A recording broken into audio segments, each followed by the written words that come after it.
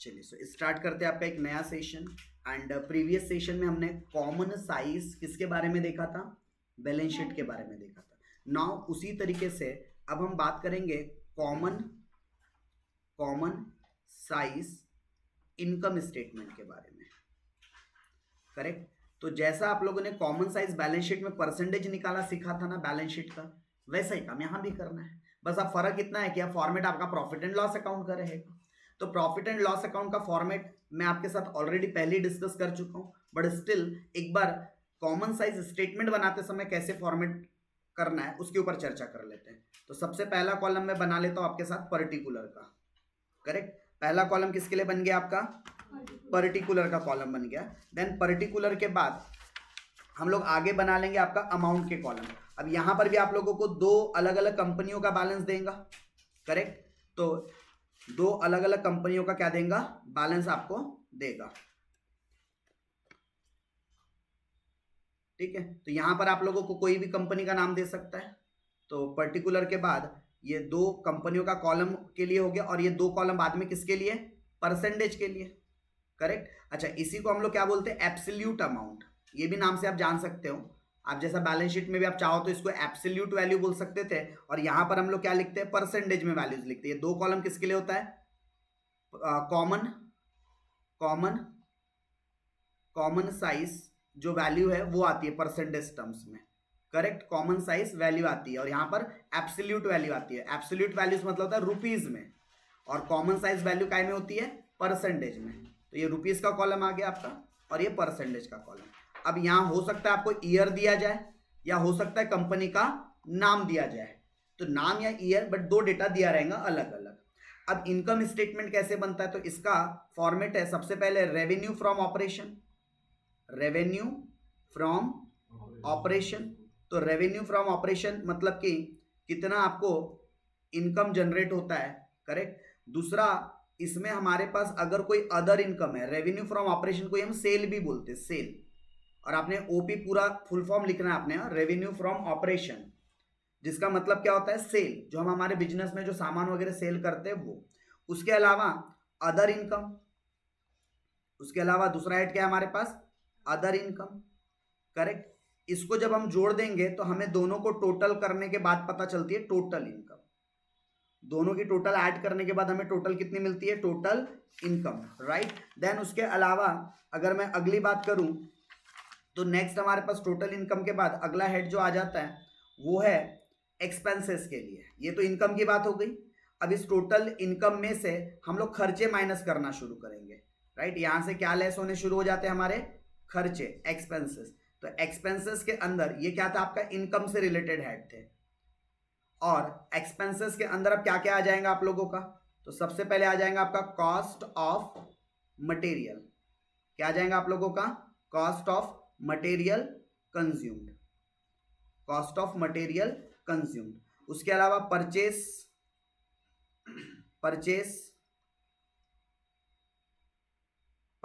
Of stock, purchase of stock. ठीक है, for trading या फॉर ट्रेड, या इसको purchase of stock in trade के नाम से भी जानते हैं। Purchase of stock in trade, व्यापार करने के लिए जो हम सामान खरीद के लाते हैं। देन उसके अलावा आपका इसके बाद आता है change in inventory, change in inventory.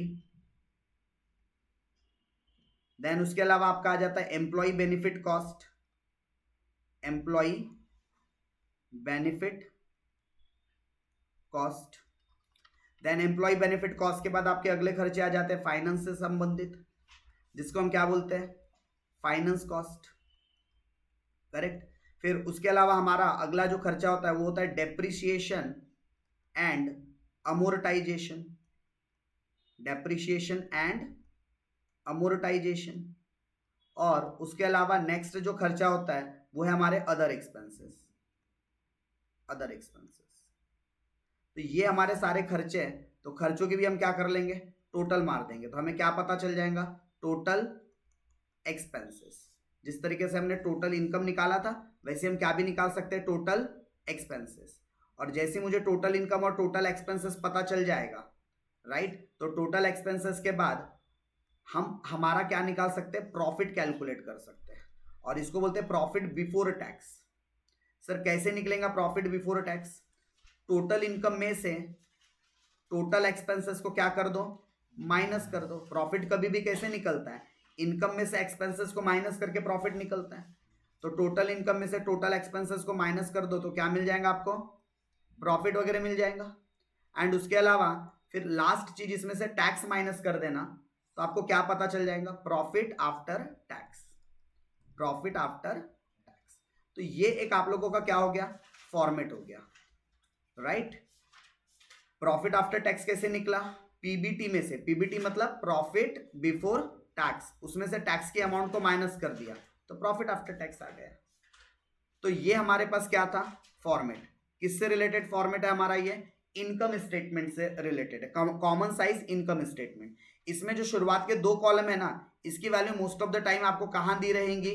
Question में दी रहेंगी। अब सर यहां पर मुझे बताइए कॉमन वैल्यू क्या लेना है? जैसे आपने बताया था कि बैलेंस शीट पढ़ाते समय टोटल को हम कॉमन लेते हैं, सर यहां किसको कॉमन लेना है? तो यहां पर भी आप चाहो तो टोटल इनकम को एक बेस या कॉमन वैल्यू ले सकते हो, या फिर इनकम स्टेटमेंट में जो सबसे ज्यादा कॉमन होता है ना, वो एक्चुअली टोटल नहीं होता, वो होता है सेल की वैल्यू। ये जो रेवेन्यू फ्रॉम ऑपरेशन है ना, वो एक्चुअली कॉमन होता है। क्यों? क्योंकि कोई भी परसेंटेज का कैलकुलेशन जनरली हम लोग on the basis of sales करते हैं कि मेरा खर्चा सेल का कितना परसेंट है। तो मोस्ट ऑफ द टाइम हम लोग सेल को अपना बेस मानते हैं और वहां से हम लोग सारे परसेंटेज निकालते हैं। So through out the chapter हम लोग जब भी कॉमन साइज इनकम स्टेटमेंट बनाएंगे तो हम लोग कॉमन वैल्यू क्या कंसीडर करेंगे? We are consider common value sale. Sale को हम टोटल मानेंगे, टोटल इनकम को नहीं। किसको हम बेस कंसीडर करेंगे? जो सेल की वैल्यू है, जिसको कि हम क्या भी बोलते हैं? Revenue from operation. करेक्ट। तो रेवेन्यू फ्रॉम ऑपरेशन को हम लोग क्या करने वाले हैं? कॉमन वैल्यू कंसीडर करने वाले हैं। डन है ये बात? पक्का आगे बढ़ सकते हैं? यस। तो अगर हम आगे बढ़े, ठीक है, अगर हम क्या करें, आगे बढ़े, ये था हमारा कॉमन वैल्यू क्या लेना है सेल के बारे में। तो यहां पर भी वही काम करना है। आपको सेल दिया रहेगा, सेल जैसे ये मान लो पहले वाले कॉलम का है, मतलब कोई XYZ कंपनी का है, तो उसमें जितनी भी वैल्यूज दी रहेंगी ना, सबका परसेंटेज हमें कॉमन वैल्यू से निकालेंगे। कॉमन वैल्यू क्या थी हमारी? सेल। और यहाँ परसेंटेज निकालते चलेंगे, जैसा कि हम इसके पहले कॉमन साइज बैलेंस शीट में कर रहे थे। तो बेटर होगा इसको भी क्वेश्चन से समझे। करेक्ट। हाँ, बस यहाँ पर अब थोड़ा सा आपको मेहनत एक एक्स्ट्रा करनी पड़ती है। यहां पर आप लोगों को एकदम रेडीमेड 100% फॉर्मेट बनाकर नहीं देगा, तो थोड़ा सा फॉर्मेट आपको खुद से बनाना पड़ेगा। करेक्ट। जैसे कि सेल्स, आपको पता है ना सेल्स आपके लिए क्या है? जैसे मैं एग्जांपल नंबर 8 करवा रहा हूं आपको, आपके नोट्स में एग्जांपल नंबर 8 होगा। करेक्ट। तो सेल आपके लिए क्या है? इनकम है। But cost of material consumed क्या है आपका? एक्सपेंसेस है। क्या है ये आपका? एक्सपेंसेस है। एम्प्लॉय बेनिफिट का एक्सपेंसेस, ये भी क्या है आपके लिए? एक्सपेंसेस है। फाइनेंस कॉस्ट भी क्या है आपके लिए? एक्सपेंसेस है। अच्छा, रेंट रिसीव्ड एक्सपेंसेस होगा या इनकम होगा? इनकम है। तो इस इनकम को हम कहां कंसीडर करते हैं? अदर इनकम में। देखो इनकम के अंदर हमने 2 हेड पढ़ा था, एक सेल के नाम से था जिसको हम रेवेन्यू फ्रॉम ऑपरेशन भी बोलते हैं, और उसके नीचे एक अदर इनकम करके भी हेड था। तो रेवेन्यू फ्रॉम मतलब सेल के अलावा कोई भी और इनकम आ जाए वो सब कहां जाती है? हमारी अदर इनकम हेड के नाम से आ जाती है। अच्छा, और ये प्रिलिमिनरी एक्सपेंसेस भी क्या है? हमारा खर्चा है। तो ये हमारे सामने क्या आ गया? इनकम और एक्सपेंसेस का खर्चा। 2 कंपनी है, जेरॉन और एक्सॉन। तो लेट स्टार्ट कि इसका सॉल्यूशन कैसे करना है हमें, राइट। तो सारे लोगों का फोकस कहां होना चाहिए? इसके सॉल्यूशन के ऊपर होना चाहिए, राइट। तो कैसे सॉल्यूशन करेंगे? थोड़ा सा फॉर्मेट बेस्ड है, आपको फॉर्मेट को बस थोड़ा दिमाग में सेट करना पड़ेगा, बाकी हो जाएगा। तो मैं एग्जाम्पल नंबर 8 आपके साथ क्या कर रहा हूं? सॉल्व कर रहा हूं। हेडिंग देते हैं हम लोग, राइट, कॉमन साइज। क्या बना रहे हैं हम लोग? Statement of common size income statement. ठीक है। और सबसे पहला कॉलम किसके लिए? पर्टिकुलर के लिए। और फिर पर्टिकुलर के बाद हमें ये एब्सोल्यूट अमाउंट के 2 कॉलम बनाने हैं जो सवाल में दे रखे हैं, इसको हम एब्सोल्यूट अमाउंट बोलते हैं। और यहां पर नाम दे देंगे percentage change, right, percentage change. तो कितने परसेंट हमारे चेंज हो रहे हैं वो हम यहाँ पे निकाल देंगे, राइट। तो यहाँ पर भी हमारा 2 कॉलम बन जाएगा, यहाँ भी 2 कॉलम बन जाएगा, ठीक है। तो यहाँ पर हमारे पास एक कौन सी कंपनी थी, जेरॉन कंपनी थी, और दूसरी एक्सॉन कंपनी है। तो क्या फॉर्मेट ऐसे ही बनेगा। सबसे पहले हम लोग शुरुआत किससे करेंगे, इनकम वाले हेड से। तो देखो इनकम में आपको सेल दे रखा है, इसी सेल को आप चाहो तो किस नाम से भी लिख सकते थे, रेवेन्यू फ्रॉम ऑपरेशन के नाम से लिख सकते थे। किस नाम से लिख सकते थे, रेवेन्यू फ्रॉम ऑपरेशन। तो चलो जरा मुझे सवाल में देखो, एग्जांपल नंबर 8 में जेरॉन का सेल कितना दे रखा है आपको, होप उम्मीद करता हूं सवाल सबके पास है, राइट। 10 लाख नहीं है तो यहां से एक बार देख लो, जेरॉन का 10 लाख और एक्सॉन का 12 लाख। तो हम इसको लिख लेते हैं यहां 10 लाख और 12 लाख, करेक्ट। एंड उसके अलावा अगला है हमारे पास अदर इनकम। पहले पूरे इनकम वाले हेड लिखे जाएंगे। तो अदर इनकम में देखो आपको एक इनकम था, किस नाम से था वो इनकम, वो इनकम था हमारे पास रेंट रिसीव्ड के नाम से। तो ये भी लिख लो। चलिए, तो अदर इनकम के अंदर देखो हमें क्या दे रखा है सवाल में, एक रेंट रिसीव्ड वाली अमाउंट दे रखी थी। कितनी दे रखी थी, 24,000 और 34,200। ऐड करेंगे तो टोटल आ जाएंगी 10,24,000 और अमाउंट आ जाएंगी 12,34,200 बराबर। ये इसको हम नाम देंगे टोटल इनकम। क्या नाम देंगे इसको हम, टोटल इनकम। चलो, तो टोटल इनकम तक तो कहानी हुई खत्म। अब इसके बाद हमारा अगला जो शुरू होता है वो होता है एक्सपेंसेस वाले हेड। अब क्या शुरू करेंगे, एक्सपेंसेस। तो देखो खर्चों में सबसे पहले हमारे पास कॉस्ट ऑफ मटेरियल कंज्यूम्ड के नाम से खर्चा दे रखा है क्या, कितना खर्चा दे रखा है, 6 लाख और 6,60,000। तो दोनों कॉलम में लिख लेते, 6 लाख और 6,60,000। उसके अलावा एम्प्लॉय बेनिफिट कॉस्ट के नाम से खर्चा दे रखा है क्या। अगला खर्चा देखो, एम्प्लॉय बेनिफिट एक्सपेंसेस 85,000 मीन्स 85,000 और 1,14,000 मीन्स 1,14,000। डन यहां तक के। फिर फाइनेंस कॉस्ट, फाइनेंस कॉस्ट कितना, इधर 2 लाख और इधर 1,93,200। और उसके अलावा प्रिलिमिनरी एक्सपेंसेस के नाम से भी एक खर्चा दे रखा है, कितना 36,000 और इधर कितना दे रखा है 53,280। चलिए, तो इसकी भी हम अगर टोटल निकाल देंगे तो हमें क्या पता चल जाएगा, टोटल एक्सपेंसेस। सिर्फ ये खर्चे वाले पोर्शन की टोटल मारेंगे तो क्या आ जाएगा टोटल एक्सपेंसेस। तो 6 lakh plus 85,000 plus 2 lakh plus 36,000, तो टोटल कितनी आ जाएंगी 9,21,000।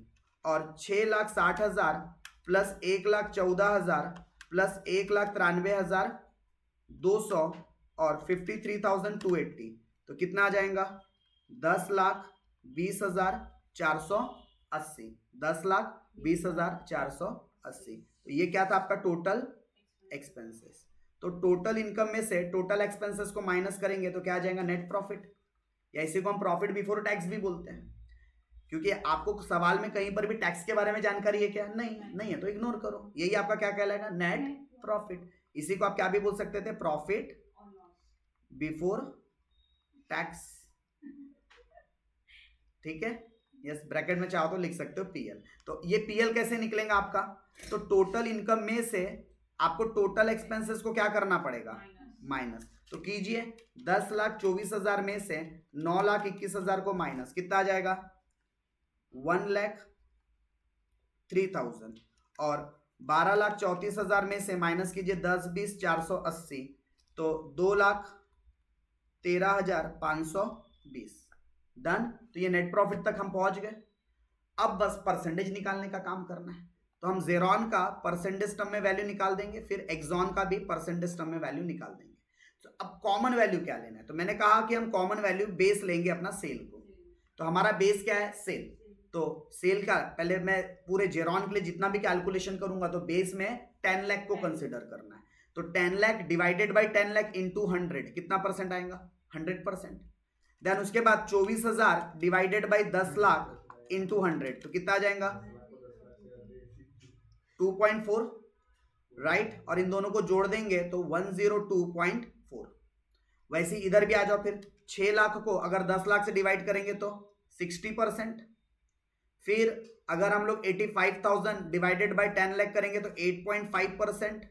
फिर 2 लाख को करेंगे तो 20%, और 36,000 को करेंगे तो 3.6%।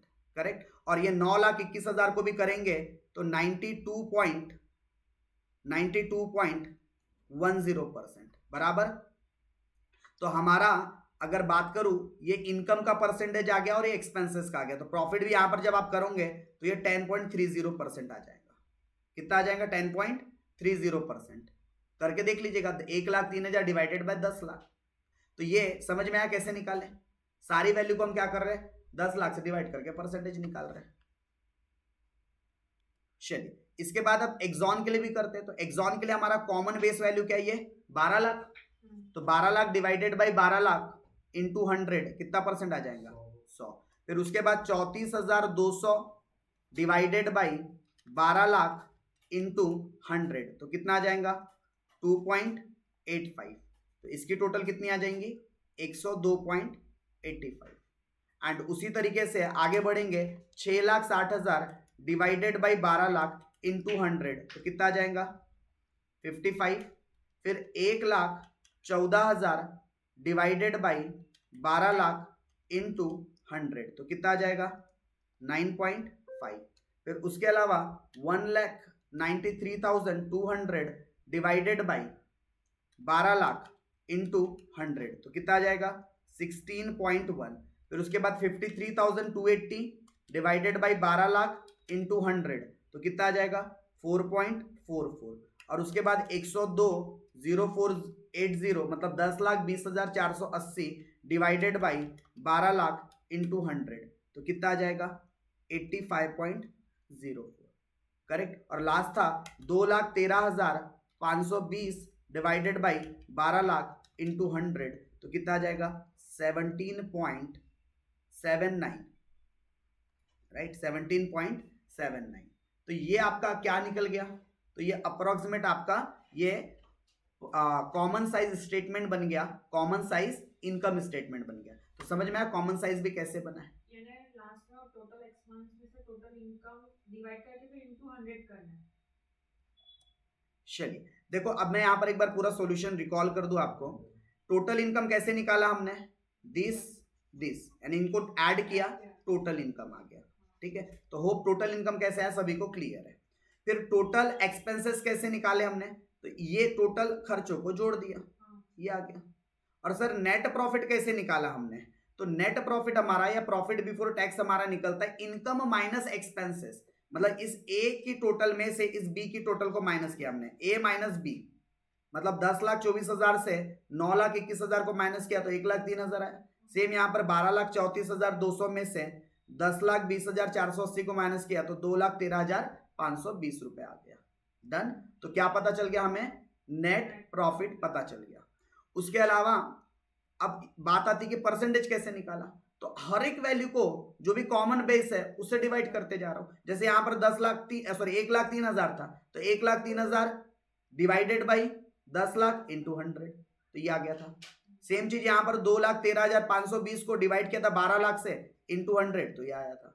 तो यानी आपको बस ये नेट प्रॉफिट एक बार निकालना है, कैसे, टोटल इनकम से टोटल एक्सपेंसेस को माइनस करके। तो इस परसेंटेज निकालना तो वही प्रोसेस है, रिपीट हर बार सेम हो रहा है। Absolute value divided by base value into 100, formula तो वही है, absolute value divided by base value into 100। तो ये सब आपकी एब्सोल्यूट वैल्यू रहेंगी और बेस वैल्यू तो एक च रहेंगी आपकी, हमेशा कॉमन रहती है, इसलिए तो इसको कॉमन साइज स्टेटमेंट बोलते हैं, क्योंकि यहाँ बेस क्या होता है, कॉमन होता है सभी के लिए। समझ में आया ये भी। तो ये था आप लोगों का किससे related topic, income statement, common size income statement से रिलेटेड। तो उम्मीद करता हूं कॉमन साइज इनकम स्टेटमेंट भी आप लोगों को क्या है, क्लियर है। सो कुछ मैं क्वेश्चंस की तरफ चलता हूं। बस यहां आप लोगों को थोड़ी सी मेहनत क्या करनी पड़ती है, जैसे बैलेंस शीट में क्या होता है डायरेक्टली आपको डेटा अरेंज करके ही दे देता है, इनकम स्टेटमेंट में जैसा डायरेक्ट दिया नहीं था अरेंज करके, तो थोड़ी सी मेहनत करनी थी आपको। इनकम एक साथ लिख के टोटल इनकम निकाल दो, खर्चों को एक साथ लिखकर टोटल एक्सपेंसेस निकाल दो और टोटल इनकम से टोटल एक्सपेंसेस को माइनस कर दो तो क्या पता चल जाएगा, नेट प्रॉफिट या प्रॉफिट बिफोर टैक्स वगैरह। चलिए इसके अलावा देखो एक और क्वेश्चन, हाँ इस क्वेश्चन में आप लोगों को बोल सकते हैं एक प्रकार से अरेंज करके दिया है। देखिए एग्जांपल नंबर 9, सबसे पहले आप लोगों को क्या दिया है, ये सेल दे दिया है क्या, और सेल किसका पार्ट है, आपके इनकम का पार्ट है, तो सेल दिया है।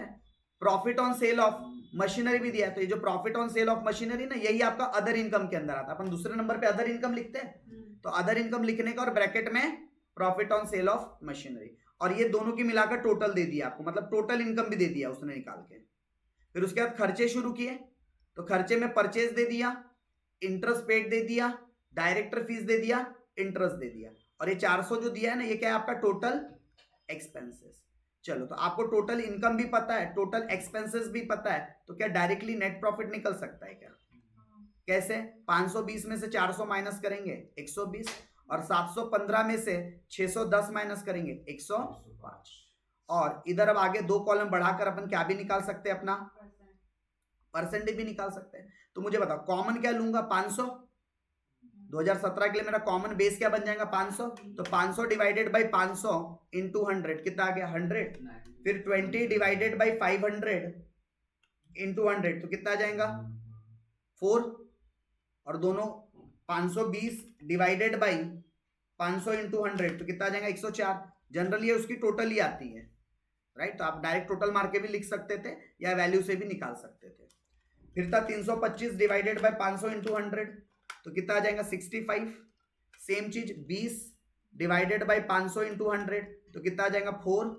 फिर है 30 डिवाइडेड बाई 500 इंटू 100 तो कितना आ जाएगा 6, और फिर 25 डिवाइडेड बाई 500 इंटू 100 तो कितना आ जाएगा 5, और उसी तरीके से 400 डिवाइडेड बाई 500 इंटू 100 करेंगे तो 80%, और 120 डिवाइडेड बाई 500 इंटू 100 करेंगे तो 24%। Done done done done. और ऐसा ही सेम किसके लिए करेंगे, ये 2017 के लिए हुआ, 2018 के लिए कर देंगे। वहां कॉमन बेस क्या रहेगा 700, तो 700 डिवाइडेड बाय 700 इंटू 100 कितना आ गया 100। फिर 15 डिवाइडेड बाय 700 इंटू 100 2.14, और 715 डिवाइडेड बाई 700 इंटू 100 करेंगे तो 1.100.14। देन उसके बाद 510 डिवाइडेड बाई 700 इंटू 100 कितना आ जाएगा 72.86। देन उसके बाद 25 डिवाइडेड बाई 700 इंटू 100 3.57। देन उसके बाद 45 डिवाइडेड बाई 700 इंटू 100 तो कितना आ जाएगा 6.43, और फिर 30 डिवाइडेड बाई 700 इंटू 100 तो कितना आ जाएगा 4.28 या 29। चलो, और उसके बाद क्या था अपने पास 610 डिवाइडेड बाई 700 इंटू 100 तो कितना आ जाएगा 85। 610 डिवाइडेड बाय 700 इंटू 100 सॉरी 87.14, और लास्ट था 105 डिवाइडेड बाई 700 इंटू 100 तो कितना आ गया होगा 15। खत्म। तो इसमें आपको बस ये ना इनकम को एक साथ और एक्सपेंसेस को एक साथ अरेंज करना होता है। जैसे बैलेंस शीट में क्या होता है लाइबिलिटी और असेट्स अरेंज करके दे देता है, बट अगर वहां भी अरेंज करके नहीं देता तो अरेंज करना पड़ता, पहले लाइबिलिटीज पूरी एक साथ और एसेट्स को पूरी एक साथ अरेंज करके ही सॉल्व करना पड़ता है। तो ये था आप लोगों का कॉमन साइज इनकम स्टेटमेंट से रिलेटेड। अगला क्वेश्चन एग्जांपल नंबर अगर मैं 10 की बात करूं तो एग्जांपल नंबर 10 में भी देखो रेवेन्यू फ्रॉम इनकम दिया है क्या, इसी को सेल कहा जाता है, अदर इनकम भी दिया है, इन दोनों को जोड़ेंगे तो टोटल इनकम आ जाएंगी क्या, टोटल इनकम ये आपको फॉर्मेट में निकालना पड़ेगा बनाते समय। और फिर एम्प्लॉय बेनिफिट कॉस्ट ये एक्सपेंसेस है क्या आपका, और अदर एक्सपेंसेस भी खर्चे। और देखो इस क्वेश्चन में आपको टैक्स दे रखा है 15% और 10%, राइट। तो सर कैसे निकलता है, आपको पता है टोटल इनकम आप निकाल लोगे, फिर क्या निकाल लोगे आप टोटल एक्सपेंसेस।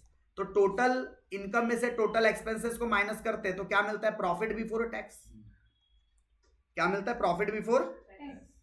तो यहां पर जो भी वैल्यू आएंगी ना इसका परसेंटेज निकालना होगा। जैसे 15% दिया ना, 15 और 10, तो जो प्रॉफिट बिफोर टैक्स जो भी वैल्यू आई थी पीबीटी उसका आपको परसेंटेज निकालना है, जो भी परसेंटेज सवाल में बोला है। जैसे 2016-17 में 15% बोला है और 17-18 में 10% बोला है, करेक्ट। तो वो आप लोगों को क्या कर देना है, ये प्रॉफिट बिफोर टैक्स के अमाउंट पर कैलकुलेट करना है। अगर आपको देखना ही है सॉल्यूशन तो चलो 2 मिनट लगेगा, मैं क्विकली इसका सॉल्यूशन क्या कर देता हूँ, ओवरव्यू करवा देता हूँ, करेक्ट। इसका सॉल्यूशन क्या कर लेते हैं, यहां पर क्विकली ओवरव्यू कर लेते हैं। ओके ना, तो जैसे मैं अगर बात करूं, मैं थोड़ा रफली दिख रहा हूं इसको, प्रेजेंटेशन बहुत डिटेल नहीं कर रहा हूं। तो रेवेन्यू फ्रॉम ऑपरेशन मतलब कि सेल आपको दे रखा है कितना, 12,50,000, और इधर कितना दे रखा है, 10 लाख। इसके बाद और कितने कॉलम बनाने हैं, 2 परसेंटेज के लिए। और उसके अलावा अदर इनकम के नाम से कितना दे रखा है, 1,62,500, और यहाँ कितना दे रखा है, 1,25,000। इसकी टोटल करेंगे तो 12,50,000 प्लस 16 लाख, 16 लाख बोलता हूँ, 1,62,500, तो टोटल आ जाएंगी 14,12,500। और 10 लाख डिवाइडेड बाय बोलता हूँ, सॉरी, ऐड करेंगे तो 11,25,000। ये क्या मिल गई आपको, टोटल इनकम। और टोटल इनकम के बाद आप क्या ले लेंगे, एक्सपेंसेस। तो इसमें आप लोगों को एम्प्लॉय बेनिफिट एक्सपेंसेस के नाम से कितना कितना दे रखा है, तो 4,12,500 और 2,25,000। और उसके अलावा एक और खर्चा है आपका अदर एक्सपेंसेस, तो कितना आ जाएगा, 1,00,000 और 50,000, बराबर 1,00,000 और 50,000। तो फिर से क्या करेंगे, टोटल मारेंगे और क्या निकाल देंगे, टोटल एक्सपेंसेस, राइट। तो टोटल कितना आता है, टोटल एक्सपेंसेस 5,12,500, और यहाँ कितना आ जाएगा, 2,75,000। अच्छा, अब प्रॉफिट बिफोर टैक्स निकालेंगे, प्रॉफिट बिफोर टैक्स। तो प्रॉफिट बिफोर टैक्स कैसे आ जाएगा, ये टोटल इनकम से टोटल एक्सपेंसेस को माइनस कर देंगे क्या, तो 14,12,500 में से माइनस करेंगे 5,12,500, तो वैल्यू कितनी आ जाएंगी, 9 लाख।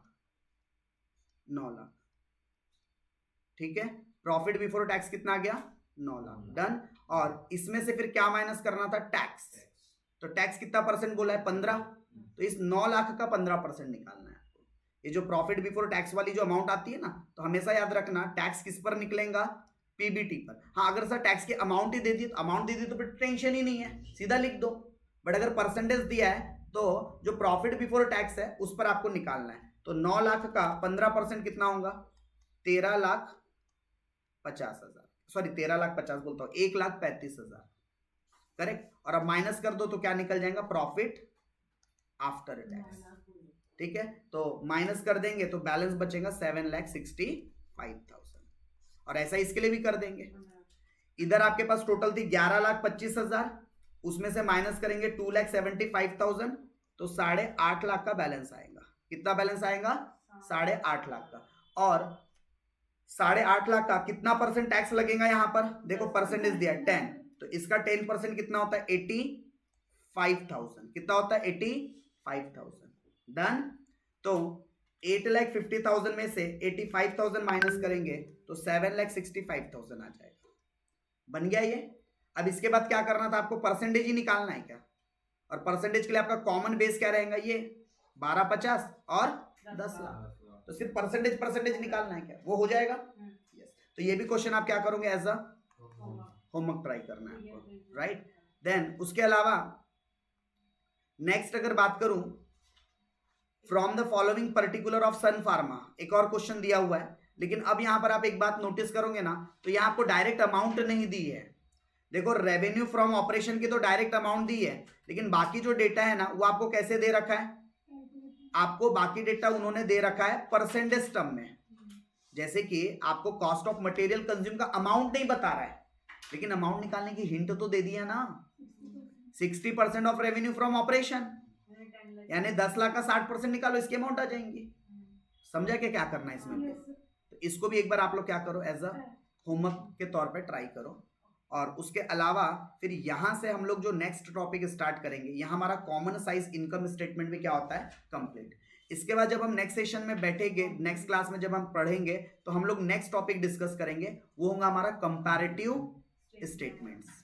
और अगेन हमें कंपैरेटिव स्टेटमेंट्स के अंदर दो बातें सीखनी होंगी। कौन कौन सी?